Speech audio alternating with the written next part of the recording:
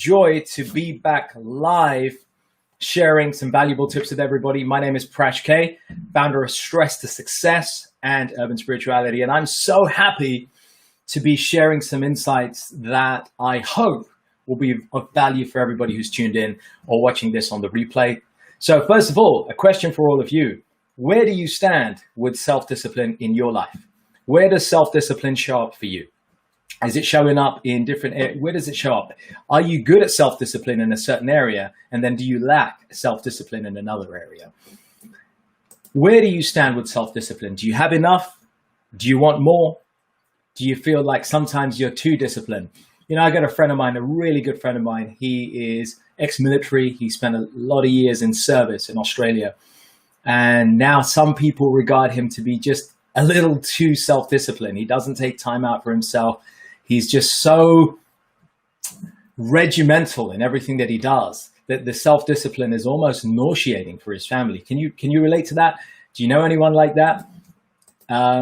It is a difficult time at the moment. And you know, one thing if life has taught us, to become self-disciplined is something that is important. Most of us are not like my friend who's super disciplined or overly self-disciplined. Most people need to up their self-discipline for so many reasons. And I want to share some insights today in this little session, where we're going to go through a number of key motivators and reasons why and how we should get into a state of better self-discipline and all the benefits that it can actually give us. So I want to start it off with a little bit of an insight. The story goes like this. One of my clients, she's a successful business executive. She's based out in one of the most, corporate places you could think of, right? Madison Avenue in New York. And she's done really well for herself. And, she's only in her 30s, really, really successful. But she was terrible at managing certain aspects of her ability to spend money. She was just spending indiscriminately. And I pulled her up on it. And every time, we'd hop on a call, we'd do a coaching session. She goes, oh, by the way, I treated myself. She goes, I treated myself to this. I treated myself to, a new handbag or a new this or a new that. And I said, this is great, because part of the coaching was to celebrate victories. And I did a post on that the other day, how to celebrate small victories. And it's great to celebrate and treat yourself, right? So treating ourselves is a really important part of self-care. But this particular client of mine was taking it to the other extreme, and she lacked self-discipline. So I called her out on it and I said, look, you are lacking self-discipline in this area and you're terrible. You just have no discipline when it comes to money. She was taken aback. She was, even though I'm coaching her, she was like, wow, that's pretty blunt. I said, well, that's the truth of the matter. You've got great discipline in certain areas and you're lacking it badly in this area. And it wasn't until after a couple of weeks had passed and she let that sink in that she realized that actually she needed to awaken to the fact that that discipline was missing in that area of her life. And that by taking steps towards developing that much needed virtue in that area, she was able to enjoy a whole number of benefits. And I want to share 5 key benefits that you get when you embrace self-discipline in your life, whether it's in your corporate or whether it's in your business or whether it's in your personal life, whether it's in the lives of the team or the family members that you have around you. In every area, cultivating self-discipline in a certain way is going to be beneficial. So let me share some of these with you straight off the bat. Number 1, self-discipline causes you to make progress. That sounds obvious, right? I mean, of course, self-discipline should help us to make progress.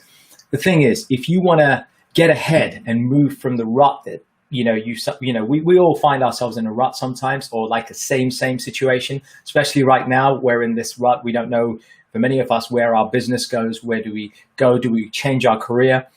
Then a firm hand upon ourselves is a great way to do that. So demanding of yourself nothing short of excellence. And I didn't say perfection, I said excellence, because excellence is achievable. Perfection is a fool's errand. It really is. So demanding of yourself nothing short of excellence and putting up a system of rewards. Okay, so we talked about self-care, and denial of benefits, delayed gratification, will certainly cause us to move forward. So how does this exactly happen? So first, imagine if you were well-schooled in managing your time, right? Something that's a key commodity for us, more so than money, right? you'll find that you'll value more of your time. Means that we have the same 24 hours in the day, right? But some do so much more with that same time than others because they've mastered the art of that commodity. And so it takes a particular level of self-regulation and discipline to be able to want to manage that time, to be able to cultivate the time to do so. But when you do so, and it's natural to spend time, right, doing anything you want to do, but to actually then purposefully choose when to do something, that's where cultivating discipline is so beneficial. So when you want to watch TV, rather than watch it indiscriminately, you choose a time and say, right, this is my block for switching off, watching TV, listening to music, listening to my podcast, whatever it is. But this block over here is my work block. This is where I'm going to be crushing it here. I have no distractions. I'm going to minimize my distractions.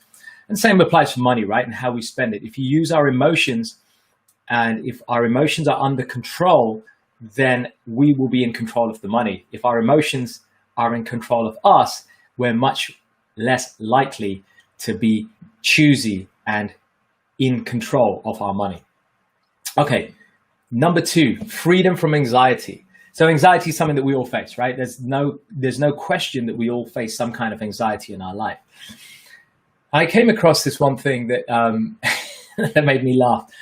There was a student who said, I can't wait, as on Facebook, a student said, I can't wait for exams to end so that I can do all the things that I'm already doing, but without the guilt. And it kind of made me laugh because we're so, like I said, we're so caught up in doing certain things like watching TV whenever we want, indiscriminately, when we should be actually studying, that the key here is to teach ourselves that we need to be able to be better at appropriating our time. So it comes to time management, recognizing and chunking up our times. And by doing that, we start to reduce the anxiety. So let's say we're running up towards exams and we've got stress coming up with our exams. If we know that there's a certain deadline, it's whether it's an exam or it's a corporate deadline, right? If you know that there's a certain chunk of time, you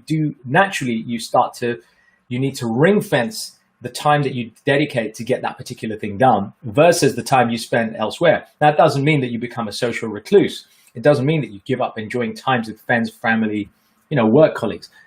But what it does mean, and I experienced this myself so many times in all the years in corporate that I've had, you've got to be choosy enough to be able to politely say no to certain other things, suspend them, put them on hold, and then focus on that task at hand. Even if it's not through to completion, it's done so that you've done a measurable chunk of effort to move the needle in the direction that you want it to move for the task that you've got in hand. I hope that kind of makes sense. And the thing is, leisure time is important, but it only becomes a terrible experience characterized by uneasiness if we don't control that time. So that's the second reason why we need to do this. It frees us from the anxiety of accomplishing our goals or the tasks that we have because we become more disciplined at choosing where we choose to focus our time, using the power of discipline on the things that we've got to do as a priority versus the things we don't. Okay, number 3. Number 3 I want to share, and I made some notes on this. As you can see, I'm kind of going through them. It's the places, self-discipline places you in charge. You become the boss, like feeling that you're in charge and not some unknown force causing you to do things in a manner that you don't like. It's like it's another inconvenience that comes. It's another convenience rather that comes with developing self-discipline. Your confidence is boosted and you discover just how excellent you can be in every area or every other area of your life. Like, give yourself this satisfaction that by practicing winning strategies every day, you're able to move closer towards the goals that you want to achieve in and out of the workplace. The more you win, it's that compounding effect, right? The more small wins that you have, and I talked about this with my post the other day on small victories, how the value of celebrating small victories results in a compounding effect that allows yourself or your teams to be able to win better, to accomplish more, because you're leveraging the power of those small victories. So implementing self-discipline in small areas will have a compound effect that will allow you to bring that self-discipline into bigger and bigger purposes. Okay, reason number 4 to cultivate discipline and how we can do this. You gain the trust of peers and other people. So everyone, and let's just face this, right? Real talk. Everyone trusts a person who keeps his or her word. We've either been that person or we know somebody like that, right? And if you desire to become a leader, whether it's a leader in your workplace, a leader in your family, in your community, of any kind, you've got to learn to discipline yourself before you can dream of doing it to other people. And naturally, we're exemplars, right? Example is better than precept. To set that example, people follow those who display high levels of order in their own lives. When you do this, you watch yourself become a person to be envied and imitated by peers and individuals. And that, my friends, for me is one of the best compliments that you can have, to be watched, loved, followed, and appreciated and respected by people. So tune in with me. Let me know that this is all making sense. I'm going to give you one more powerful point around this area of self-discipline. And that area is going to be around the benefit of it teaches you to have more understanding for other people. In a time like this, compassion is such an important point, right? Having compassion, having empathy for the people around us, for the situations around us, it's such an important thing. You know, the struggle of self-mastery, it's a real struggle. Struggle of self-mastery is something that we all deal with. And even people who've reached these great positions, they still face lessons in their ever-evolving self-mastery. And it takes winning over it to develop a tender heart for other people, knowing that everybody's on that journey, knowing that we all are on a journey of some sort of self-mastery, but we're at different levels. You know, as an employer, a parent, or any other kind of leader, you tend to loosen up on placing expectations, right, that are too high, because you're setting a bar, you're judging people by your own measuring stick. When you recognize that people are on their own journey, and that their own journey of self-discipline may not be the same as your journey of self-discipline, when you take that pressure off, you not only loosen that expectation and allow those people to breathe, but it also, if you know how difficult it is to discipline the mind, discipline the flesh, the body, you don't want other people to fail in this. Be generous, allow them to fail, allow them to make their mistakes whilst they're going on. Jeff Bezos famously said that he encouraged teams to make mistakes. In fact, he allowed for a certain amount of money to allow his teams to be experimental, make mistakes, fail fast, as sometimes we say in project management, in order to be able to garner a body of knowledge and realizations from those failures that allow us to build and improve our self-discipline. So there you have it, folks. These and obviously many other points are enough, I hope, to inspire you to relentlessly take that journey to self-discipline. And it's full of ups and downs, right? We know this. And therefore it requires all the courage you can gather to continue, even when it seems like you're taking, one step forward and two steps backwards. It is an ongoing process. By cultivating self-discipline in a gradual way in and out of the workplace, you can start to transfer that self-discipline to other areas of your life. And that, my friends, is one of the prime reasons to be able to be on that journey of self-discipline. So share your journey of self-discipline here. I'd love to hear your comments, and let's build that dialogue so that we can help each other. I'd love to hear your top tips on cultivating self-discipline, or your key reasons why self-discipline is a must-have, not a nice-to-have, but a must-have in your life right now. So share that. Let's grow. That's it from me. If you're enjoying this, if you want more, let us know what topics you'd like me to cover. I'm always going to be sharing bits and pieces, but this is from coaching people, from seeing what's happening with clients that I'm working with.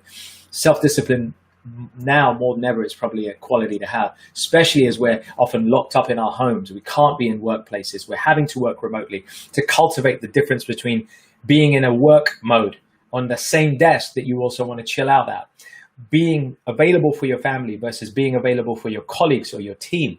These are all aspects of cultivating self-discipline, as well as simple eating, more healthier eating. I'm going to raise a glass to all of you guys, and building up your emotional and mental and physical well-being through cultivating that self-discipline. That's it from me. Going to leave it with you. Peace out, Prash K.